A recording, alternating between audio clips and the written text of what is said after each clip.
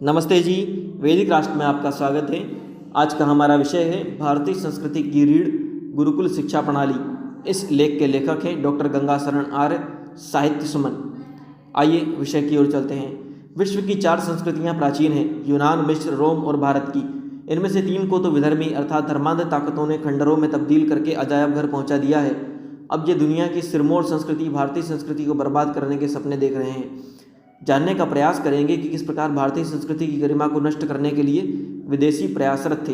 केवल भारत की शिक्षा व्यवस्था, गुरुकुली शिक्षा प्रणाली का दर्शन कर उन्हें भय था कि वे भारत को कभी पूर्ण रूप से गुलाम नहीं बना सकेंगे, क्योंकि भारत की शिक्षा प्रणाली में वही खासियत है जो ईश्वर द्वारा माँ के गर्भ में बच्चे के निर्माण के लिए प्रयोग होती है। जिस प्रकार 9 मास तक माता के गर्भ में बच्चे की नाल को माता से जोड़कर ईश्वर बच्चे के निर्माण में सहायता करता है, ठीक उसी प्रकार आचार्य यज्ञोपवीत प्रदान कर बच्चे को द्विज बनाता है ताकि उन्नत समाज व समृद्धशाली राष्ट्र का निर्माण हो सके।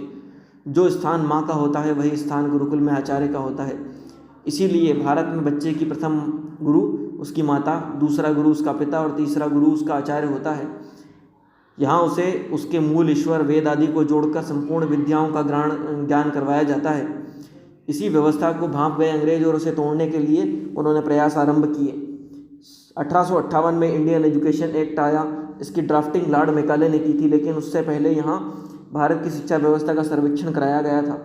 उससे पहले भी कई अंग्रेजों ने भारत की शिक्षा व्यवस्था के बारे में अपनी रिपोर्ट दी थी। थॉमस मुनरो सन 1813 के आसपास मद्रास प्रांत के राज्यपाल थे। उन्होंने अपने कार्य विवरण में लिखा है कि मद्रास प्रांत अर्थात आज का पूर्ण आंध्र प्रदेश, तमिलनाडु, केरल, कर्नाटका का कुछ भाग में लगभग 400 लोगों पर न्यूनतम एक गुरुकुल है। उत्तर भारत अर्थात आज का संपूर्ण पाकिस्तान, पंजाब, हरियाणा, जम्मू कश्मीर, हिमाचल प्रदेश, उत्तर प्रदेश, उत्तराखंड के सर्वेक्षण के आधार पर GW लिटनेर ने सन 1822 में लिखा है कि उत्तर भारत में 200 लोगों पर न्यूनतम एक गुरुकुल है। माना जाता है कि मैक्स मुलर ने भारत की शिक्षा व्यवस्था पर सबसे अधिक शोध किया है। वे लिखते हैं कि भारत के बंगाल प्रांत अर्थात आज का संपूर्ण बिहार, उड़ीसा, आधा पूर्ण पश्चिम बंगाल, आसाम और उसके ऊपर के 7 प्रदेश में 80 सहस्त्र अर्थात 80,000 से अधिक गुरुकुल हैं, जो कि कई सहस्त्र वर्षों से निर्बाधित रूप से चल रहे हैं। उत्तर भारत एवं दक्षिण भारत के आंकड़ों के कुल औसत निकालने से यह ज्ञात होता है कि 18वीं शताब्दी तक भारत में 300 व्यक्तियों पर न्यूनतम एक गुरुकुल था। एक और चौंकाने वाला तथ्य है कि 18वीं शताब्दी में भारत की जनसंख्या लगभग 20 करोड़ थी। 300 व्यक्तियों पर न्यूनतम एक गुरुकुल के अनुसार भारत में 7,32,000 गुरुकुल होने चाहिए। अब रोचक बात यह है कि अंग्रेज प्रत्येक 10 वर्ष में भारत के सर्वेक्षण करवाते थे। उनके अनुसार 1822 में लगभग भारत भर में कुल गांवों की संख्या 7,03,000 थी, अर्थात प्रत्येक गांव में एक गुरुकुल। 16 से 27 वर्ष भारत में प्रवास करने वाले शिक्षा शास्त्री लुडलो ने भी 18वीं शताब्दी में यही लिखा है कि भारत में एक भी गाँव ऐसा नहीं है जिसमें गुरुकुल नहीं, एक भी बालक ऐसा नहीं है जो गुरुकुल नहीं जाता हो। राजा की सहायता के बिना समाज से पोषित इन्हीं गुरुकुलों के कारण 18वीं शताब्दी तक भारत में साक्षरता 97% तक थी। बालक के 5 वर्ष 5 माह और 5 दिन के होते ही उसका गुरुकुल में प्रवेश हो जाता था। प्रतिदिन सूर्योदय से सूर्यास्त तक विद्यार्जन करने के बाद 14 वर्ष तक यही क्रम चलता रहता था। जब बालक सभी वर्गों के बालकों के साथ निःशुल्क 20 से अधिक विषयों का अध्ययन कर गुरुकुल से निकलता था, तब आत्मनिर्भर देश व समाज हेतु सक्षम हो जाता था। इसके उपरांत विशेषज्ञता अर्थात पांडित्य प्राप्त करने हेतु भारत के विभिन्न विषयों वाले शल्य चिकित्सा, यजुर्वेद, धातु कर्म आदि के विश्वविद्यालय जो थे उनमें जाता था। नालंदा एवं तक्षशिला तो 2000 वर्ष पूर्व के हैं, परंतु मात्र 150 से 170 वर्ष पूर्व भी भारत में 500 से 525 के लगभग विश्वविद्यालय थे। Thomas Babington Macaulay TB Macaulay सन 1834 में आए और कई वर्ष भारत की यात्राएं और सर्वेक्षण करने के उपरांत समझ गए कि अंग्रेजों से पहले के आक्रांताओं अर्थात यवनों, मुगलों आदि ने भारत के राजाओं, संपदाओं, धर्म का तो नाश करने की भूल की। इससे पुण्य भूमि भारत कदाचित पद्दलित नहीं होगा, अपितु संस्कृति, शिक्षा एवं सभ्यता का नष्ट कर दें तो इन्हें पराधीन करने का लक्ष्य सिद्ध हो सकता है। उस समय भारत में इतनी साक्षरता थी कि मैकाले स्पष्ट कहता है कि यदि भारत को हमेशा हमेशा के लिए गुलाम बनाना है तो इसकी देशी संस्कृति और शिक्षा व्यवस्था को हमें पूरी तरह से ध्वस्त करना होगा। उसकी जगह अंग्रेजी शिक्षा व्यवस्था लानी होगी। तभी इस देश के शरीर में हिंदुस्तानी लेकिन दिमाग से अंग्रेज पैदा होंगे, और यह आज हो भी गया है। जब इस देश की यूनिवर्सिटी से ये लोग निकलेंगे तो हमारे हित में काम करेंगे। मैकाले का एक मुहावरे का इस्तेमाल करता था, जैसे किसी खेत में कोई फसल लगाने से पहले उसे पूरी तरह जोत दिया जाता है, वैसे ही हमें इसे जोतना होगा, अंग्रेजी शिक्षा व्यवस्था लानी होगी। इसीलिए सबसे पहले गुरुकुलों को गैर कानूनी घोषित किया गया। जब हमारे गुरुकुल गैर कानूनी हो गए तो उन्हें मिलने वाली सहायता जो समाज की तरफ से होती थी वो भी गैर कानूनी हो गई। फिर संस्कृत को गैर कानूनी घोषित कर दिया गया। इस देश में गुरुकुलों को घूम कर नष्ट किया गया, उनमें आग लगा दी गई, उन्हें पढ़ाने वाले गुरुओं को मारा पीटा गया, जेल में डाल दिया गया। 1850 तक इस देश में लगभग 7,32,000 गुरुकुल थे। उस समय इस देश में गांव थे 7,50,000, मतलब हर गांव में औसतन एक गुरुकुल। और ये जो गुरुकुल होते थे सब आज की भाषा में हायर लर्निंग इंस्टीट्यूट हुआ करते थे। उन सब में 18 विषय पढ़ाए जाते थे। ये गुरुकुल समाज के लोग मिलकर चलाते थे, ना कि राजा महाराजा। इन गुरुकुलों में शिक्षा निःशुल्क दी जाती थी। इस तरह से सारे गुरुकुलों को खत्म कर दिया गया। फिर अंग्रेजी शिक्षा को कानूनी घोषित कर दिया गया। कलकत्ता में पहला कॉन्वेंट स्कूल खोला गया। उस समय इसे फ्री स्कूल कहा जाता था। इसी स्कूल के तहत भारत में कलकत्ता यूनिवर्सिटी बनाई गई, बम्बई यूनिवर्सिटी बनाई गई, मद्रास यूनिवर्सिटी बनाई गई। ये तीनों गुलामों के ज़माने की यूनिवर्सिटी आज भी देश में है। और मैकाले ने अपने पिता को एक चिट्ठी लिखी थी, बहुत मशहूर चिट्ठी है। उसमें वो लिखता है कि इन कॉन्वेंट स्कूलों से ऐसे बच्चे निकलेंगे जो देखने में तो भारतीय होंगे लेकिन दिमाग से अंग्रेज होंगे। इन्हें अपने देश के बारे में कुछ नहीं पता होगा, इनको अपनी संस्कृति के बारे में कुछ भी पता नहीं होगा, इनको अपनी परंपराओं के बारे में कुछ भी पता नहीं होगा, इनको अपने मुहावरे नहीं मालूम होंगे। जब ऐसे बच्चे होंगे इस देश में तो अंग्रेज भले ही चले जाएं लेकिन ये देश आजीवन अंग्रेजियत में ही जिएगा।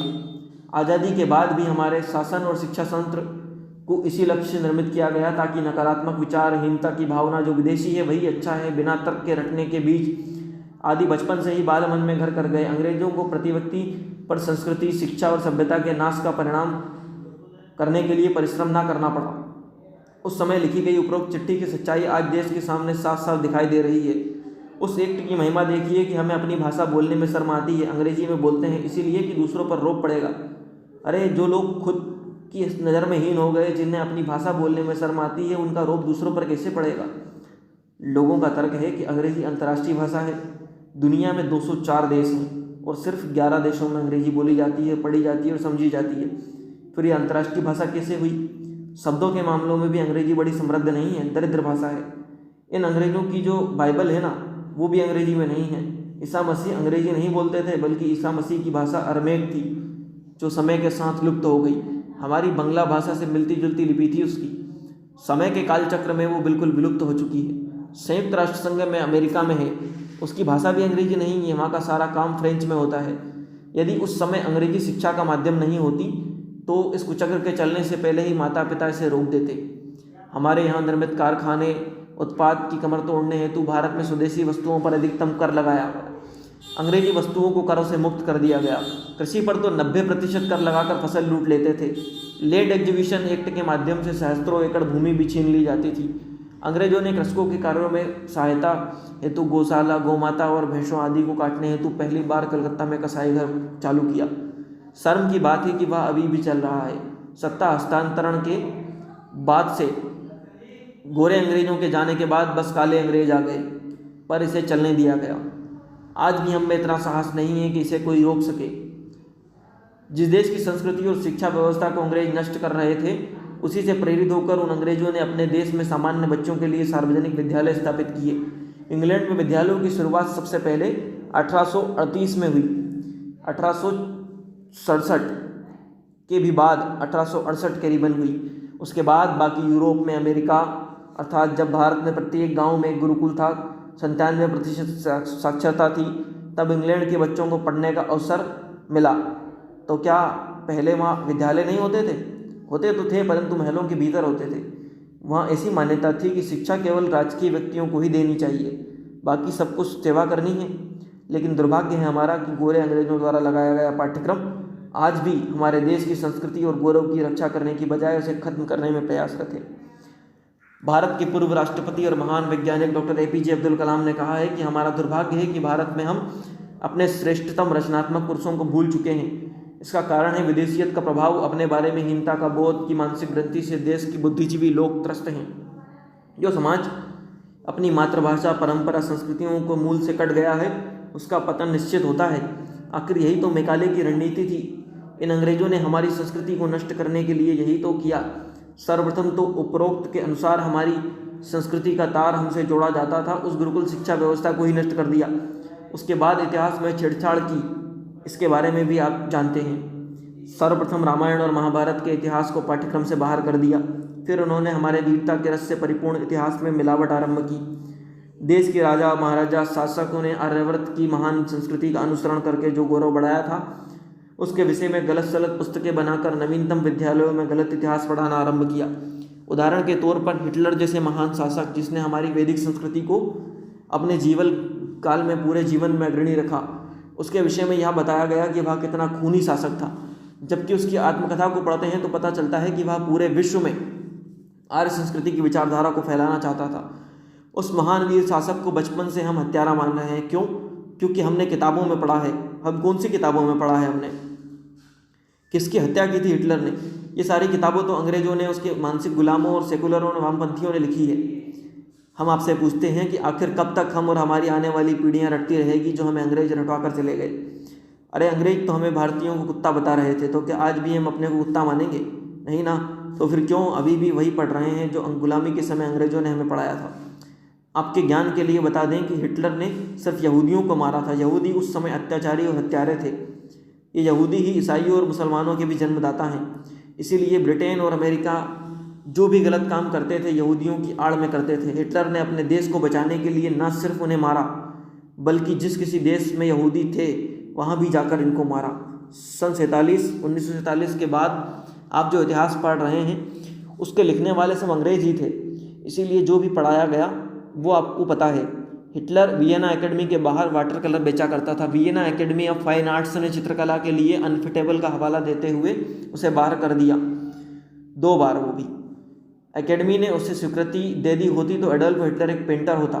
हिटलर ने जितनी हत्याएं की उसकी 100 गुना ज़्यादा हत्या तो अंग्रेजों ने अकेले भारत में 1857 में प्रथम स्वतंत्रता संग्राम में कर दी थी। 40 गुना ज़्यादा हत्याएं ब्रिटिश सेना अफ्रीका महाद्वीप में कर चुकी थी और 50 गुना ज़्यादा हत्याएं अमेरिका वाले खुद अपने देश में रेड इंडियंस की कर चुके थे, जो कि अमेरिका के मूल निवासी थे। आज ऑस्ट्रेलिया, अमेरिका, न्यूजीलैंड, कनाडा, ये सब क्या गोरों लोगों के देश हैं? अंग्रेजों ने यहाँ के मूल निवासियों को कत्ल किया। आज यहाँ जो भी रह रहे हैं सब यूरोप के हैं। एंड्रयू साइमन, ऑस्ट्रेलियन क्रिकेटर जो असल में ऑस्ट्रेलिया मूल का है, उसी तरह अमेरिका के मूल निवासी रेड इंडियन थे जो करोड़ों की मात्रा में कत्ल कर दिए गए। आज यदि जर्मनी दुनिया में एक महाशक्ति है तो हिटलर के द्वारा यहूदियों की सफाई के कारण, नहीं तो जर्मनी भी सीरिया और नाइजीरिया की तरह भूखा नंगा सड़ा होता। द्वितीय विश्व युद्ध में सुभाष चंद्र बोस ने हिटलर के साथ मिलकर यदि ब्रिटेन की नींद न उड़ाई होती तो ब्रिटेन आज भी 71 देशों पर शासन कर रहा होता। उस समय हमारा दुर्भाग्य रहा कि हमें यह कहा गया कि आज़ादी मिल गई है, लेकिन संपूर्ण आज़ादी नहीं मिली। अंग्रेज तो यहाँ से चले गए, मगर उनके द्वारा भारतीयों को लूटने के लिए बनाई गई व्यवस्था पद एवं गोपनीयता की शपथ खाने के कारण आज भी वैसे ही चल रही है। अंग्रेजों ने तो हमें लूटा, वहीं हिटलर ने हमारे देश के नेताजी सुभाष चंद्र बोस की मदद की। जिसने हमारी मदद की उसे हम हत्यारा कहते हैं। ये तो बड़ी शर्म की बात है। इसी प्रकार सारा इतिहास हमें गलत पढ़ाया गया। हमारे बच्चों की नैतिक शिक्षा की पुस्तकें सिलेबस से हटा दी गई। बताइए हमारे बच्चों में सच्चरित्रता कहाँ से आएगी?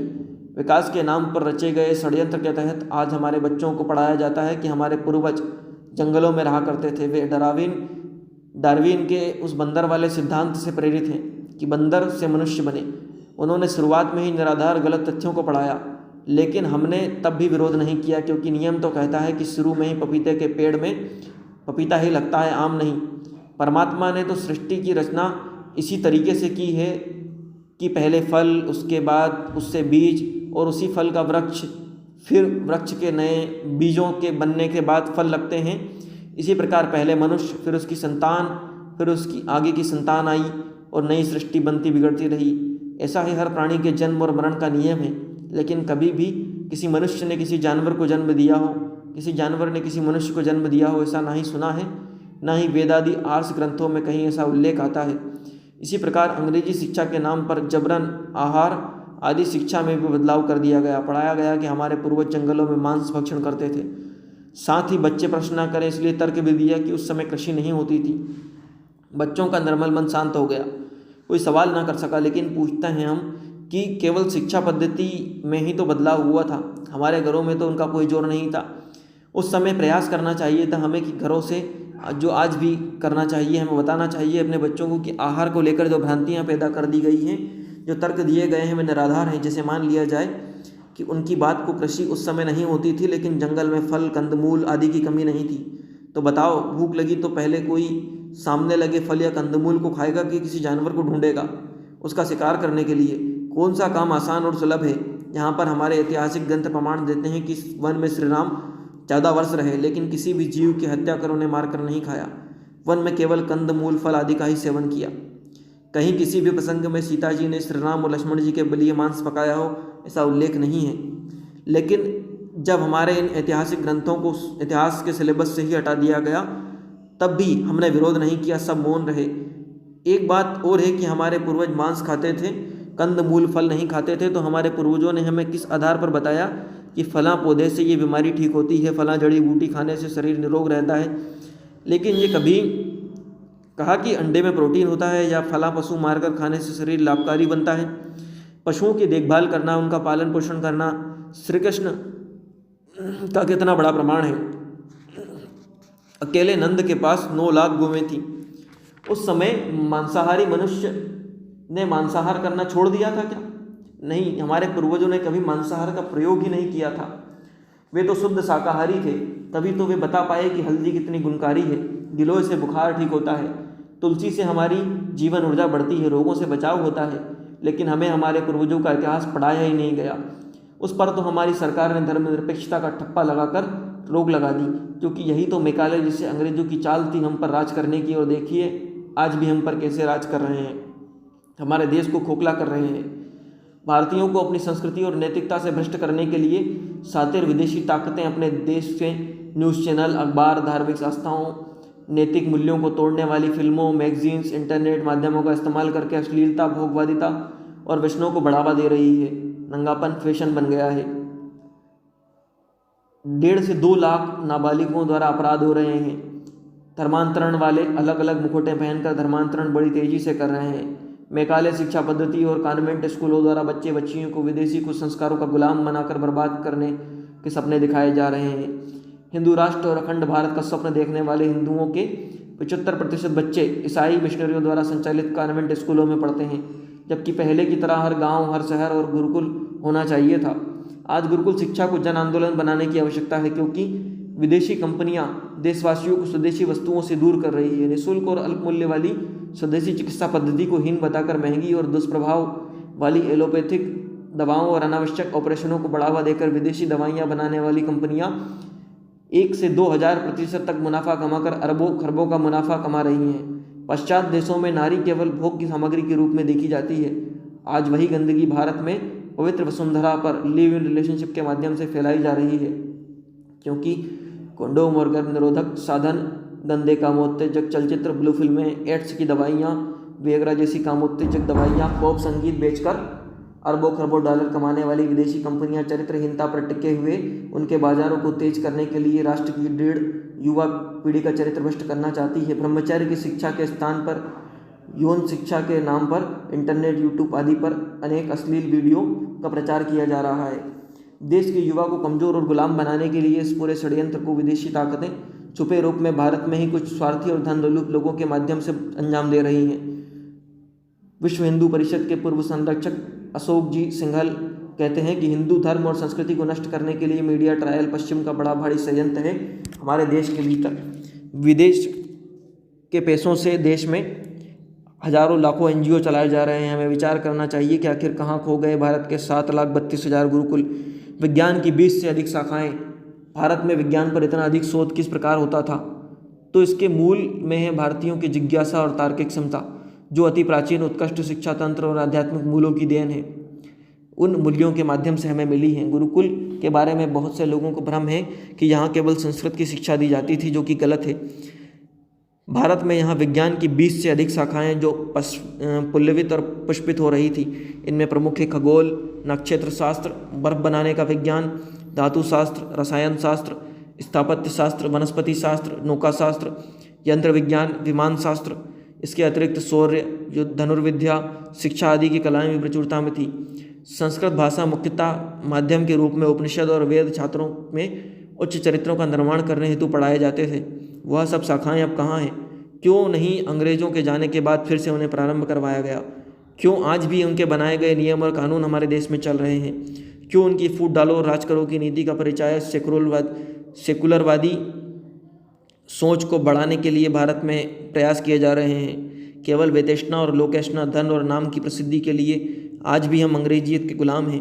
यदि हम नाम प्रसिद्धि चाहते हैं तो स्वयं पैसे कमाने की बजाय देश को समृद्ध और शक्तिशाली बनाना चाहते हैं तो अंग्रेजों की चाल चलो। जिस प्रकार शिक्षा पद्धति और सांस्कृतिक मूल्यों में बदलाव को अस्त्र बनाकर उन्होंने हमारे देश को गुलाम बनाया था, आप पुनः अपनी शिक्षा व्यवस्था और संस्कृति से को सख्ती से स्थापित करो। ठीक वैसा ही करो जैसे नोटबंदी कर काले धन का प्रयास किया गया था, अपनी शिक्षा पद्धति को लागू कर दो।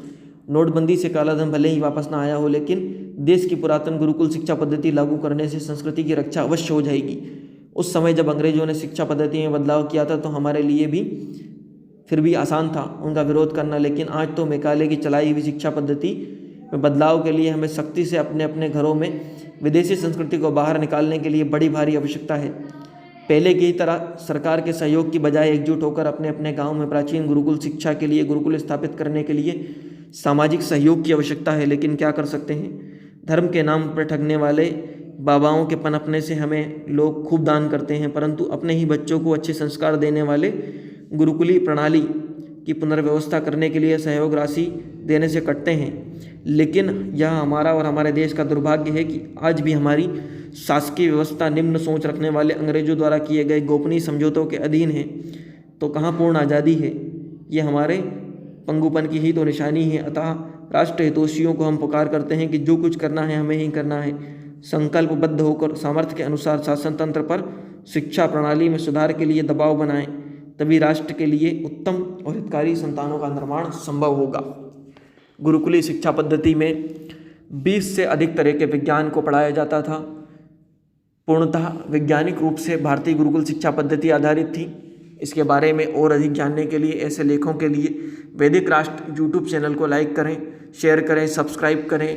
वैदिक राष्ट्र को बेल आइकॉन की घंटी को दबा दें ताकि जब भी हम कोई नया वीडियो डालें आप तक अपडेट पहुंचे। धन्यवाद।